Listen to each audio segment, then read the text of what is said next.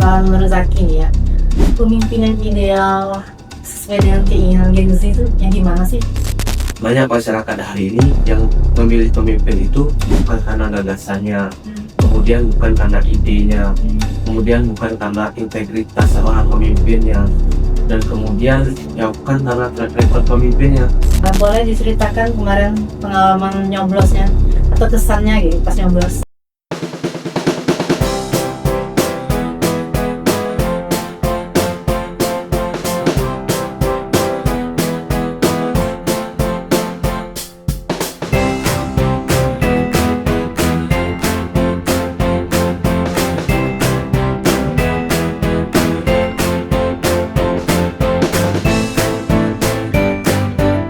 Assalamualaikum warahmatullahi wabarakatuh. Hai teman pemilih, selamat datang di Bilik Podcast KPU Provinsi Jambi. Bincang asik lewat info kepemiluan. Bersama saya, Mutiara Muslim, sebagai host pada episode ini. Teman pemilih, tahukah kalian pada DPT Pilkada Provinsi Jambi tahun 2024 kemarin, sebanyak 26% pemilih merupakan Gen Z. Hal ini menunjukkan bahwa Gen Z bukan hanya sekedar penonton pada sistem demokrasi kita, tapi mereka juga merupakan agent of change yang membawa arah kepemimpinan bangsa Indonesia ini. Nah, pada hari ini kita akan bincang asik mengenai POV atau point of view Gen Z dalam memilih pemimpin. Hari ini sudah hadir di studio kita seorang narasumber Gen Z yang juga seorang presiden mahasiswa dari Universitas Jambi yang akan membagikan pengalamannya di dunia demokrasi. Halo, Halo Kak, apa kabar? alhamdulillah baik. Selamat datang di kantor KPU Provinsi Jambi. Terima kasih banyak atas undangannya KPU Provinsi Jambi. Oke, boleh perkenalin dulu kepada teman pemilih? Mungkin sebelumnya perkenalkan saya Zaki. Saya hari ini diamanahkan oleh teman-teman dari jenjang menjadi ketua Badan Eksekutif Mahasiswa Universitas Jambi.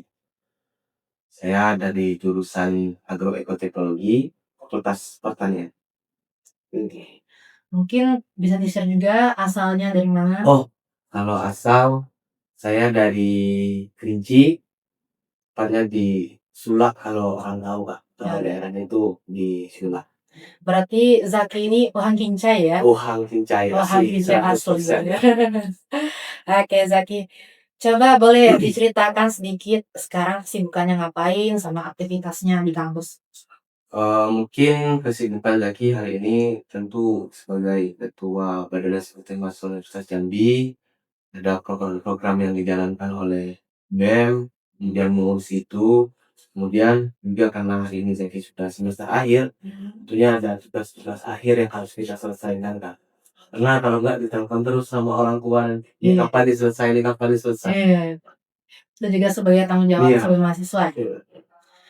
Terus sebelum menjadi Presma, Zaki pernah berkecimpung di organisasi gitu? Nah, jadi sebelum jadi Vespa, Zaki waktu itu juga diamanahkan jadi staf di DPR namanya Dewan Perwakilan Mahasiswa. Oke. DPR ini DPR fakultas waktu itu. Sebelum itu lagi Zaki juga di himpunan mahasiswa Agroekoteknologi. Kemudian ada di paguyubannya Bang Kerinci dan ada IMSA. Oh, gitu. Berarti sudah banyak organisasi yang Zaki ikutin. Oh. Nah, apa sih yang mendorong Zaki untuk mau ikut terjun ke dunia organisasi kepemimpinan kampus?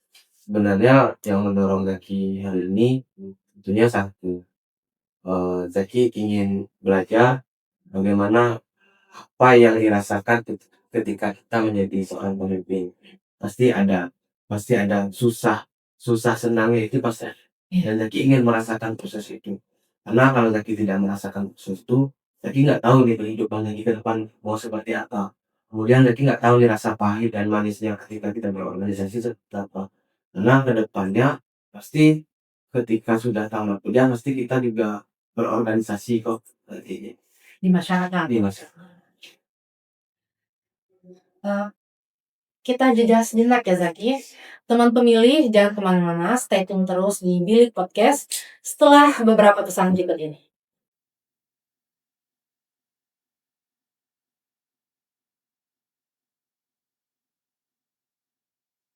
Ma, lihat apa tuh?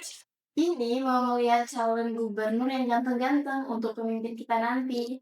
Kok gitu sih, Man? Kita tuh gak boleh tahu kalau cari pemimpin dari gantengnya doang. Sebagai Gen Z, kita tuh harus cari yang kredibilitasnya tinggi. Emangnya kenapa? Karena ganteng dan popularitas itu tidak menjamin dia adalah pemimpin yang baik dan juga bijaksana. Makanya kita sebagai Gen Z harus jadi smart. Oke. Hai teman pemilih, welcome back. Kita lanjut ya ngobrol sama Zaki. Zaki, kamu DPT-nya terdaftar di mana? Jadi hari ini di Kerinci Kak. Di Kerinci, berarti kemarin milihnya di Kerinci ya? Iya di Kerinci. Sudah berapa kali Zaki milih? Kalau untuk milih karena teman-teman seangkatan Zaki enggak sedikit patut sorry ya Kak ya. Karena teman-teman seangkatan Zaki itu milihnya itu di tahun 2020 sebenarnya udah milih, tapi di tahun 2020 Zaki masih umur 16 tahun kalau Zaki nggak salah waktu itu, jadi belum bisa milih. Jadi waktu itu benar banget mereka euforia lah kan ketika pemilihan. Tapi Zaki nggak ikut, tapi Zaki ikut ketawa aja waktu itu. Tapi Zaki ikut pemilihan pas di 2024 ini.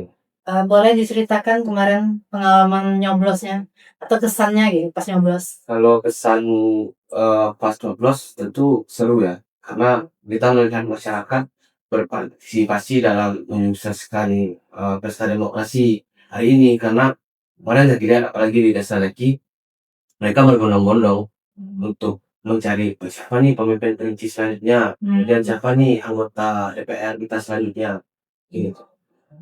Seru ya? Seru. Ya. Karena seru di sini karena masyarakat itu aktif dan berpartisipasi penuh. Malahan di desa itu kosong dan orang semua ke tempat TPS seperti itu. Oh, jadi spot kosong Iya, desanya. iya. Berarti tinggi sekali partisipasi Iya, mereka tadi ya. tinggi sekali. Kemudian juga waktu itu ketika penghitungan suara kan ada yang ini ya, kalau saya lihat di konten-konten di TikTok juga banyak. Ada yang pro ini, ada yang pro ini. Tapi itulah demokrasi kan. Dan itu bagi Zaki sudah satu poin yang cukup bagus karena masyarakatnya itu berpartisipasi. Oke. Terus menurut Zaki nih ya sebagai agent of change, bagaimana pandangan terhadap pelaksanaan pemiluan atau pilkada tahun 2024 lalu?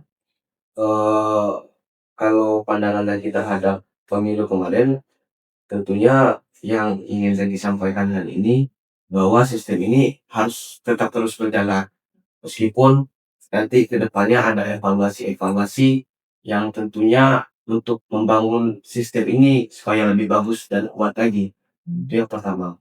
Kemudian yang kedua, Zaki melihat dari yang kemarin, tentunya banyak masyarakat hari ini yang memilih pemimpin itu bukan karena gagasannya, kemudian bukan karena idenya, kemudian bukan karena integritas seorang pemimpinnya, dan kemudian ya bukan karena track record pemimpinnya. Karena kalau Zaki lihat hari ini masyarakat ya apa yang diberikan pemimpin hari itu ya itu yang dia pilih dan selesai pada hari itu saja.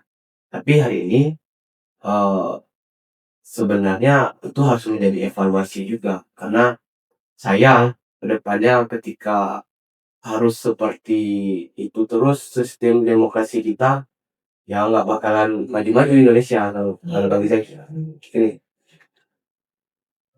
Nah, kalau di kampus sendiri ya, pas pilkada kemarin, ada nggak sih mahasiswa yang apatis gitu? Males ikut pilkada gitu. Atau golput? Pasti ada karena Gen Z hari ini kan FOMO Kak. Ya, FOMO pasti ada yang nggak apa sih politik apa sih pemilihan ini pemilihan itu nggak penting juga kok bagi kami. Nah politik itu kan eh, untuk mereka makan hari ini ya ada kebijakan politik sebenarnya di belakang itu. Dan teman-teman mahasiswa yang belum melihat hal itu sebenarnya harus diingatkan lagi sebenarnya tentang hal itu. Mereka makan hari ini, mereka bisa belajar hari ini, dan mereka bisa ya menerima pendidikan yang senyaman ini hari ini itu tidak lain tidak bukan karena politik. Karena kebijakan. Iya, ada kebijakan politik. Kalau Zaki sebagai Gen Z sendiri, gimana tuh buat ngajakin teman-teman lain? Kalau Zaki, tentunya kan hari ini kita ada media platform media sosial loh. Dan ya di satu sisi Zaki kadang sering memberikan komentar-komentar tentang bagaimana sih demokrasi itu harus berjalan. Kemudian bagaimana sih teman-teman muda harus memilih seorang pemimpin. Apa sih yang diinginkan oleh teman-teman pemuda hari ini? Gini. Nah, kalau menurut Zaki nih ya, pemimpin yang ideal sesuai dengan keinginan Gen Z itu yang gimana sih? Kalau bagi Zaki, sebelum kita ke keinginan Gen Z dulu, ini keinginan Zaki dulu boleh nggak? Boleh. Kalau keinginan Zaki, tentu pemimpin hari ini pemimpin yang berintegritas.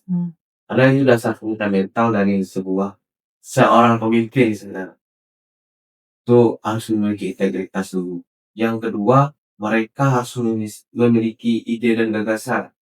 Karena kalau untuk menyelesaikan, contohlah kita pemilihan presiden, untuk menyelesaikan persoalan Indonesia hari ini, ketika pemimpinnya tidak memiliki inovasi terbaru, itu kan menjadi penghambat juga negara untuk maju integritas.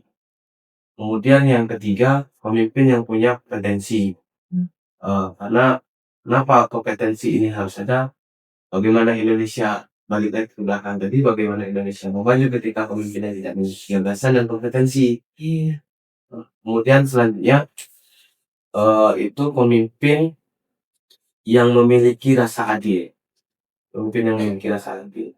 Jangan karena kita lihat lah belakangan ini kemarin ada demo besar-besaran dan segala macamnya. Itu karena apa? Ya karena pemimpin itu belum bisa memberikan apa yang diinginkan masyarakat. Gitu. Oke. Menarik sekali ya, Zaki. Tapi kita jeda sejenak. Teman pemilih jangan kemana-mana, karena kita akan kembali lagi setelah pesan-pesan berikut. Oke, we are back. Saatnya kita lanjutkan obrolan kita yang lebih seru. Tapi sebelum kita lanjutin, ada baiknya kita lakukan ice breaking dulu ya. Zaki, are you ready? Siapa? Oke, kakak bacain, nanti Zaki langsung jawab ya. Debat kandidat serius tapi ngantuk, atau debat kandidat rame tapi kamu bingung isunya? Serius tapi ngantuk. Pilih pemimpin yang jawabannya panjang-panjang, atau yang jawabannya singkat tapi nendang. Singkat tapi nendang. Datang TPS pagi-pagi atau siang-siang biar sekalian beli es tebu di luar TPS. Pagi-pagi lah, biar bisa bangun pagi ya. Oke. Pemimpin yang aktif di medsos atau pemimpin yang aktif di lapangan? Kalau ini sebenarnya agak sulit juga lagi menjawab, Pak. Kenapa? Karena hari ini apa yang pemimpin lakukan di lapangan itu harus pemimpin update di medsos. Harus di-update ya? Iya, karena apa yang pemimpin lakukan di lapangan hari ini bukan hanya orang sekitar saja yang harus tahu tentang apa yang dikerjakan pemimpin itu hari. Tapi masyarakat luas di media sosial dan publik juga harus tahu apa saja yang dikerjakan oleh seorang pemimpin. Oke, jawaban yang sangat berkelas ya. Lanjut, pemimpin yang humble atau yang visioner kamu? Nah, ini sama nih, kurang lebih humble dan visioner ini kalau kita sebagai pemimpin itu tidak bisa dipisahkan sebenarnya. Karena humble dan visioner, ya tentu pemimpin juga harus humble. Kalau pemimpinnya sudah humble dengan masyarakat, tentu kebijakan-kebijakan nanti yang pemimpin buat itu pasti bisa diterima oleh masyarakat. Untuk membuat kebijakan-kebijakan itu, tentu pemimpin tersebut harus visioner. Berarti harus keduanya. Iya, harus. Oke, ini kuis SDG yang terakhir. Kalau pilkada atau pemilu punya rasa, menurut Zaki, rasa apa kali ya? Rasa yang dulu pernah ada. Rasa yang dulu pernah Rasa ada. yang dulu pernah. Kenapa nih? Kenapa? Kalau rasa apa ya sebenarnya? Kalau pemilu ini punya rasa, Kopi. rasanya kalau bagi Zaki, sistem demokrasi ini harus tetap terus berjalan. Meskipun ada isu hari ini, kita sudah pemilihan yang ingin prosesnya itu diganti, tapi Zaki menginginkan proses yang seperti ini. Berarti kalau ibarat makanan apa nih? Rasa apa nih? Kalau ibarat makanan manis tapi pahit. Apa tuh? Matcha. Bisa jadi macam. Oke. Berarti maca ya Iya. Mas Zaki, oke. Nah Zaki, kamu sebagai Gen Z nih ya, menurut kamu tantangan terbesar dalam menentukan pilihan politik itu apa sih? Tantangan terbesar hari ini tentunya Gen Z ya. Gen Z hari ini ada istilah kebanyakan menerima informasi ya. Gimana nih? Jadi karena tiap hari pasti main HP, buka TikTok, buka Instagram dan segala macamnya, tentu kebanyakan informasi ini jadi membuat Gen Z itu bingung. Oh, siapa sih yang paling bagus? Siapa sih yang paling memiliki kapasitas untuk menjadi seorang pemimpin? Itu yang pertama. Kemudian hari ini kalau udah lihat, teman-teman belum bisa melihat bahwa seorang pemimpin itu harus memiliki gagasan. Seperti yang disampaikan di awal, harus memiliki gagasan, kemudian harus memiliki wawasan yang luas, harus memiliki eh ya dasar masalah-masalah fundamental yang ada di sebuah organisasi yang ingin dia pimpin nantinya. Mungkin seperti itu. Terus gimana sih caranya biar Gen Z ini berkontribusi dalam menjaga kualitas demokrasi kita? Kalau tentunya cara Gen Z hari ini menjaga demokrasi itu akan tetap terus hidup, dan tentunya memberikan pemahaman-pemahaman lain. Pemahamannya dalam bentuk apa? Karena hari ini Gen Z lebih banyaknya di media sosial, tentu pemahaman-pemahaman melalui konten-konten edukatif nantinya.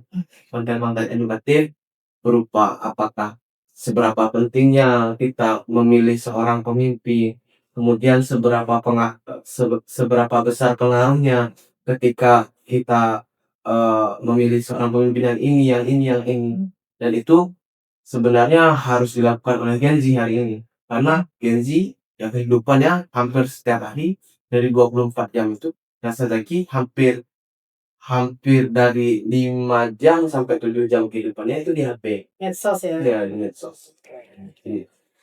Terus bagaimana sih cara agar anak muda tuh mulai peduli gitu sama pemilu, sama pilkada? Karena kebanyakan anak muda tuh mau main HP aja gitu Iya. kan. Kalau bagaimana anak muda untuk peduli, ya harus balik lagi dengan apa kebijakan yang sudah dibuat oleh pemerintahan hari ini. Kalau kita berbicara organisasinya pemerintahan ya, balik lagi tentang apa yang sudah diberikan oleh pemerintah hari ini. Kalau semisalnya pemerintah belum memberikan apa-apa untuk anak muda, bagaimana anak muda ini ingin berpartisipasi aktif lagi ini di tahun kedepannya, kalau apa yang diinginkan anak muda, misalnya nih Kak, misalnya berupa biaya pendidikan gratis, misalnya. Kemudian ada tempat fasilitas-fasilitas olahraga yang mereka bisa untuk meningkatkan kapasitas mereka sebagai atlet, misalnya di sana kan. Itu kan anak muda semua hari ini kan. Tapi kalau pemerintah belum bisa memberikan hal itu, ya bagaimana ke depannya? Pasti trust dan kepercayaan itu akan berkurang. Berarti tergantung juga sama feedback Iya, pemerintah. feedback ya. Apa yang sudah diberikan. Oke, menarik sekali. Zaki, kita jeda sejenak.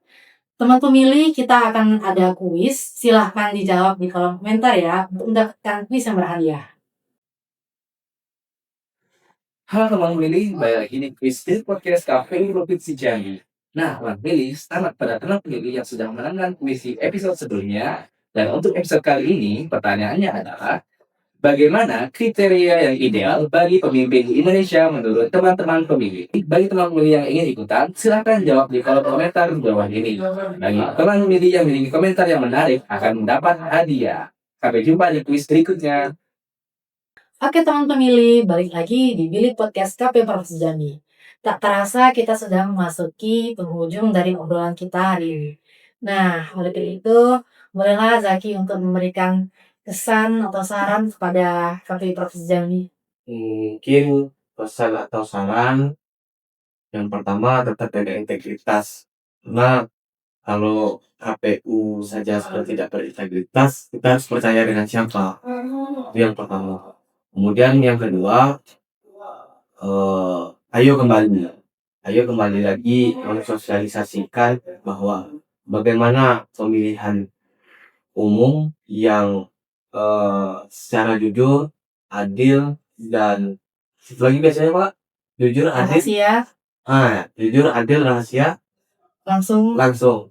bebas, luber judil. Ngumpul gede. Mungkin itu.